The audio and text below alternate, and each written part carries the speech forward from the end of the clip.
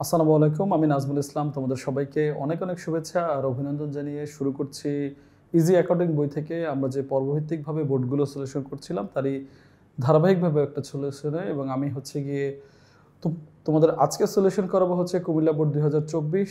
So সবাই মনোযোগ সহকারে শুরু করি, চলো। ইনশাল্লাহ এটাকে খুব চমৎকারভাবে ভেঙে ভেঙে আমরা প্র্যাকটিস করব। আশা করি তোমাদের ইনশাল্লাহ এই টাইপের অঙ্কে আর কোনো প্রবলেম হবে না, এবং আমি বিশ্বাস করি তোমরা যথেষ্ট পরিমাণে ভালো করে পড়াশোনা করতেছো এবং নিজেকে হচ্ছে নিজের পরীক্ষার জন্য প্রিপেয়ার করতেছো। সো চলো আমরা শুরু করি। ঠিক আছে, এটা হচ্ছে কুমিল্লা বোর্ড 2024। খুবই ভালো একটা অঙ্ক, খতিয়ান অধ্যায়ের অঙ্ক। তোমরা এটা ভালো করে জানো যে এখন এটা চলতেছে খতিয়ানের সলিউশন। ওকে, দেন আমরা একটু দেখি কোশ্চেনে কি বলছে। প্রথমে ক নম্বরে বলছে, কোশ্চেনে ক নম্বরে কি বলছে ভাই? কোশ্চেনে ক নম্বরে বলছে নিট ক্রয়ের পরিমাণ। ওকে, বের করব। তারপরে বলছে 2, 5, 25 ও 30 তারিখের লেনদেন সমূহের সাধারণ জাবেদা তৈরি করতে বলছে। 2, 5, 25 এবং 30। ঠিক আছে। তারপরে বলছে নগদান হিসাব ও পাওনাদার হিসাব প্রস্তুত করতে, মানে দুইটা খতিয়ান করতে বলছে, একটা নগদান আর একটা পাওনাদারের জন্য। ওকে, আচ্ছা, তাহলে চলো আমরা নিট ক্রয়টা আগে একটু দেখে আসি। নিট ক্রয় প্রথমে কি আছে? এই যে এখানে 5% বাদটায় ক্রয়, তার মানে এখান থেকে 5% বাদ দিলে 1,50,000 ইন্টু 5%, তার মানে হচ্ছে 7,500 টাকা বাদ দিব। তাহলে হবে হচ্ছে 1,42,500। ডান। মালিক কর্তৃক পণ্য উত্তোলন, পণ্য নিচে, ক্রয় কমছে, কত? 15,000। আয়কর প্রদান নাই। এই দুইটাই হচ্ছে আমার কি, এই দুইটাই হচ্ছে প্লাস মাইনাস করলে আমার নিট ক্রয় বের হয়ে যাবে। চলো দেখি। দেখো, এই যে ক্রয় করছি কত, কারবারিবারটা বাদে 1,42,000। কীভাবে আসছে আমি কিন্তু তোমাদের দেখাই আসছি ভাই। 1,42,500। ডান। তার পণ্য উত্তোলন করছে, উত্তোলন করলে পণ্য কমছে, সেই 15,000 টাকা বাদ দিয়ে 1,27,500 টাকা হচ্ছে আমার নিট ক্রয়। নিট মানে সব যোগ বিয়োগ বাদ দেওয়ার পরে যেটা থাকে সেটা। ঠিক আছে, ডান। এরপর আমাদের তৈরি করতে বলছিল কি ভাই? সাধারণ জাবেদা। কি তৈরি করতে বলছে? সাধারণ জাবেদা। কোনগুলো তৈরি করতে বলছে? একদম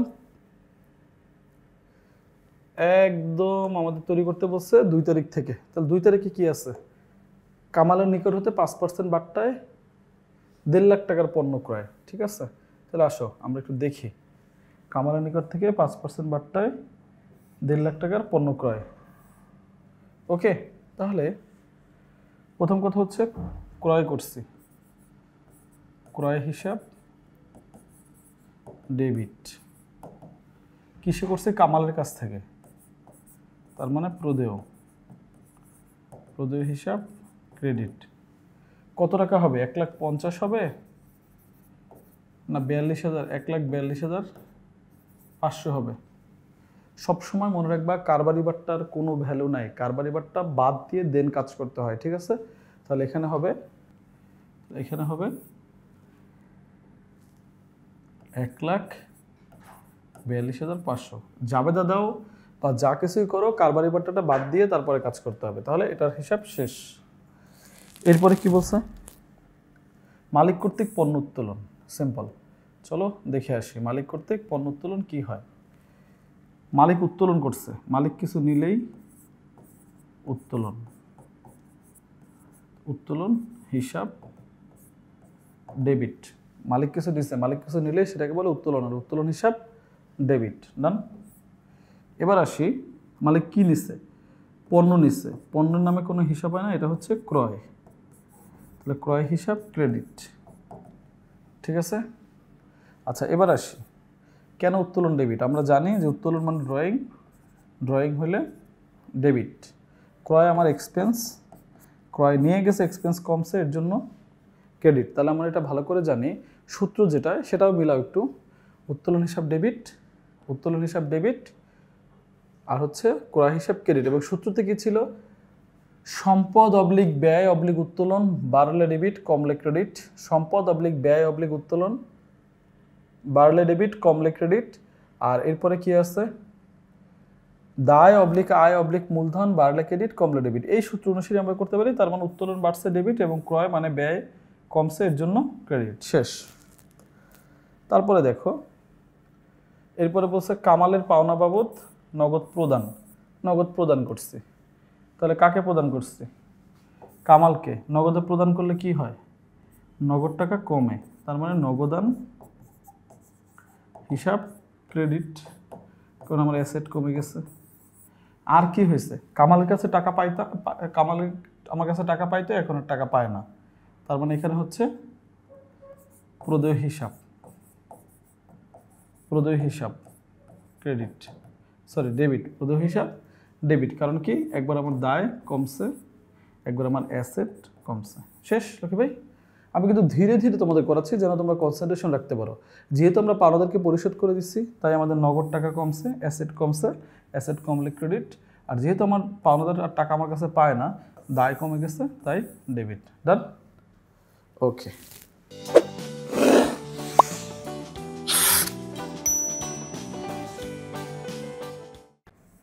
এবার আসি আমরা পরবর্তীতে আমাদের কি বলছে, আয়কর প্রদান। এটা চমৎকার একটা এন্ট্রি, তোমরা ভালো করে মনে রাখবা।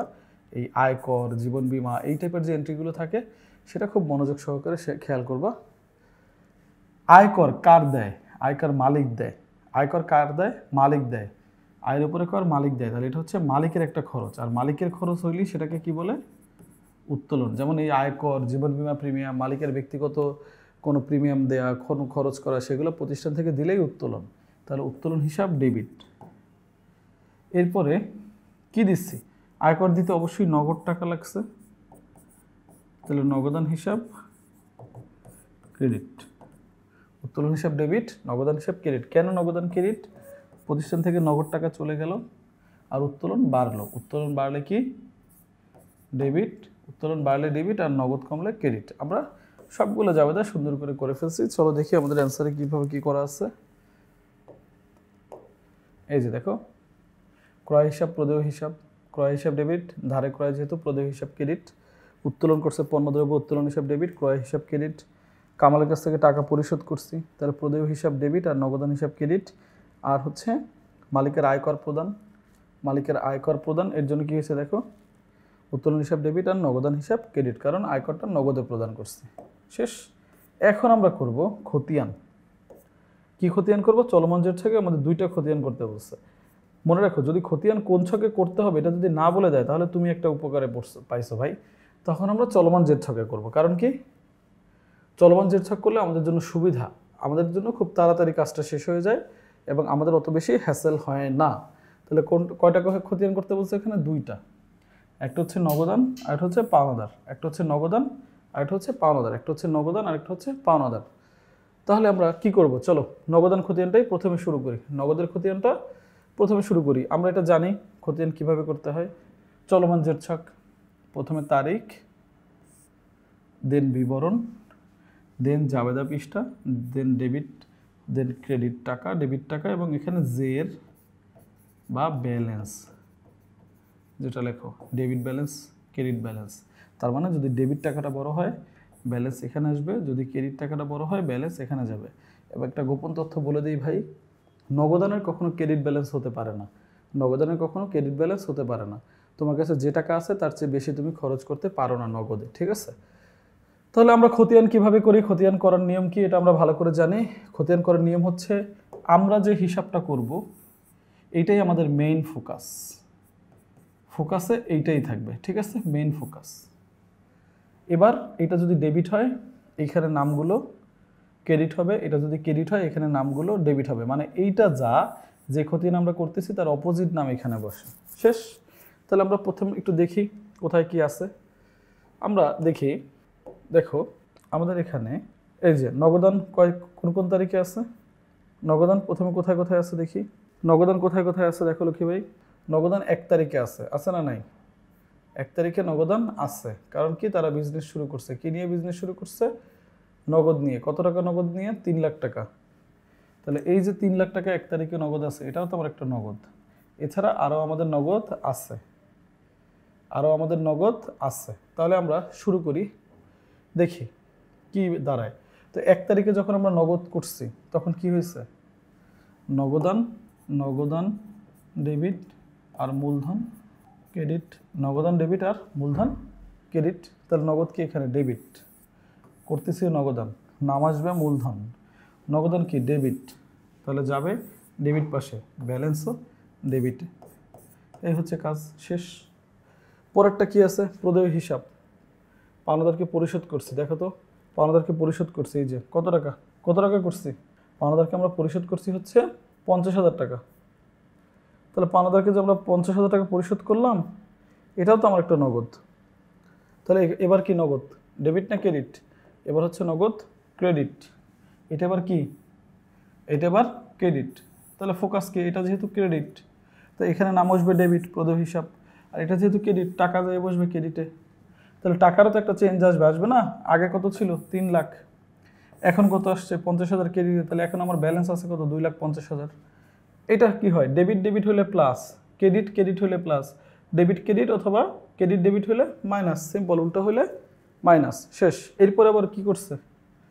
এই যে উত্তোলন, আয়কর দিছি, আয়কর যখন দিছি তখন কি ছিল? উত্তোলন ডেবিট, নগদান ক্রেডিট, উত্তোলন ডেবিট, নগদান হিসাব ক্রেডিট, উত্তোলন ডেবিট, নগদান হিসাব। তাহলে এখানে নগদান ক্রেডিট না? নগদান ক্রেডিট, তাহলে অপোজিট নাম উত্তোলন বসছে। দেন আমাদের নগদান ক্রেডিট, তাহলে টাকা ক্রেডিটে যেয়ে বসবে কত? 6,000। এখানে আগে 50 ছিল, এখন 6,000 মাইনাস করে কত হয়েছে? 2,44,000। এইটা করার মজাই হচ্ছে এটা যে আমরা প্রত্যেক দিনে দিনে আমাদের ব্যালেন্সটা আপডেট করে ফেলি। এখানে যদি কোনো এন্ট্রি চলে আসে, এখানেও সাথে সাথে ওটা ইম্প্যাক্ট ফেলে, ঠিক আছে? তাহলে আমরা নগদান করে ফেললাম, ডান। এখন আমরা করবো কি? পাওনাদার হিসাব। তাহলে পাওনাদার কত তারিখে আছে? পাওনাদার প্রথমে আছে 2 তারিখে। পাওনাদার প্রথমে আছে 2 তারিখে। আমরা কি করছি? আমরা হচ্ছে ধারে ক্রয় করছি। তাহলে পাওনাদার এখানে ক্রেডিট, তাহলে নাম এখানে বসবে ডেবিটটা তারিখ দিয়ে, ডান। পাওনাদার যেহেতু ক্রেডিট, তাহলে টাকাও বসবে ক্রেডিটে, ব্যালেন্সও যাবে ক্রেডিটে, শেষ। প্রথম তারিখ এটা। পরের তারিখে পাওনাদারকে আমরা পরিশোধ করছি। কত টাকা পরিশোধ করছিলাম? আমরা পাওনাদারকে পরিশোধ করছিলাম হচ্ছে 50,000। পাওনাদারকে পরিশোধ করলে হয় কি? প্রদেয় হিসাব ডেবিট আর নগদান হিসাব ক্রেডিট। প্রদেয় হিসাব ডেবিট আর নগদান হিসাব ক্রেডিট। তাহলে প্রদেয় হিসাব কি? ডেবিট। নগদান হিসাব কি? ক্রেডিট। প্রদেয় হিসাব ডেবিট, নগদান হিসাব ক্রেডিট, প্রদেয় হিসাব ডেবিট, নগদান হিসাব ক্রেডিট। তাহলে এখানে প্রদেয় কি? ডেবিট, তাহলে অপোজিট নাম কি বসবে? নগদান। আর প্রদেয় কি? ডেবিট, প্রদেয় কি? ডেবিট, প্রদেয় কি? এখানে ডেবিট। তাহলে আমরা টাকাটা কোথায় বসাবো? ডেবিটে বসাবো। এখন ব্যালেন্সে তো চেঞ্জ হয়ে যাবে, কারণ দুই পাশেই তো এন্ট্রি আছে। তাহলে এখানে আগে ছিল 1,42,500, এখন 50,000 আবার আসলো, তাহলে কত হইলো? 92,500। এই হচ্ছে তোমার চলমান জের ছক করার সৌন্দর্য, যেখানে আমরা কি করি? প্রত্যেকটা লেনদেন আমরা প্রপার ওয়েতে বসাইতে পারি। কীভাবে বসাইতে পারি? প্রত্যেক দিন আমরা ডেবিট ক্রেডিটে আপডেট করতে পারি, ব্যালেন্সটা একদম সাথে সাথে প্রত্যেক দিন আমরা জানতে পারি। তাহলে আমরা প্রদেয় হিসাব কীভাবে করলাম দেখো, খতিয়ান করার জন্য। প্রথমে এটা হচ্ছে আমার হিসাব, এটাকে ফোকাস। এটা ডেবিট হলে টাকা ডেবিটে বসবে, এটা ক্রেডিট হলে টাকা ক্রেডিটে বসবে, শেষ। ওকে, তো আমরা কী করছি? প্রথমে জাবেদা করে দেখলাম 1 তারিখে পাওনাদার হিসাব ক্রেডিট আছে, ক্রয় লিখে টাকা ক্রেডিটে লিখলাম, ব্যালেন্স ক্রেডিটে গেল। পরের যে 25 তারিখ, সেখানে পাওনাদার কি আছে? ডেবিট আছে, অপোজিট নাম নগদান লিখছি, টাকা ডেবিটে লিখছি, ব্যালেন্সটা আমরা আপডেট করে দিচ্ছি, প্লাস হলে প্লাস, মাইনাস হলে মাইনাস। এই হচ্ছে আমাদের অঙ্ক। সো এটা আমরা খুব চমৎকারভাবে সলভ করলাম। লক্ষ্মী ভাই দেখো, এই যে আমি ধীরে ধীরে তোমাদের প্রত্যেকটা অঙ্ক সলভ করাচ্ছি, এটা শুধুমাত্র তোমাদের বোঝার জন্য। আমার উদ্দেশ্য কিন্তু এটা থাকে না যে আমি বোর্ডটা সলভ করে চলে যাব। আমি সবসময় চিন্তা করি যে এটা একটা নতুন অঙ্ক, আমার ভাই বোনেরা যেন প্রপার ওয়েতে এই অঙ্কগুলো করতে পারে, তারা যেন একদম হাতে করে, যে আমি বাসায় শিখতেছি, আমি একদম স্পেশালি কোনো টিচারের কাছে শিখতেছি, সেভাবে করে করাই। সো তোমাদের সবার প্রতি অনেক শুভকামনা। আমি আশা করি তোমরা সবাই অনেক ভালো থাকবা এবং বারবার করে প্র্যাকটিস করবা, বেশি করে প্র্যাকটিস করবা, নিজেকে কখনোই কোনো কিছুতে ঠকাবা না, ইনশাল্লাহ। ওকে, আল্লাহ হাফেজ।